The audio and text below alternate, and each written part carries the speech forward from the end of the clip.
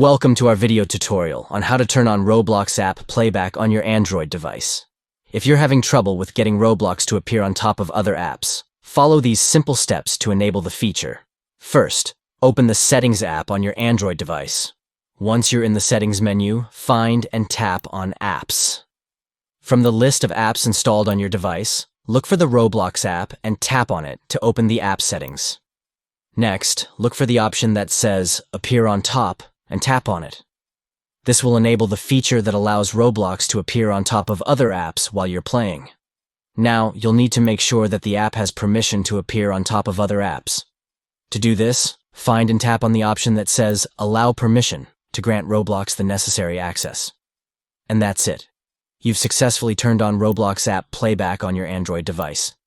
Now you can enjoy playing Roblox while still being able to access other apps on your device without any interruptions. Thank you for watching, and we hope this tutorial was helpful for you. Stay tuned for more tech tips and tricks.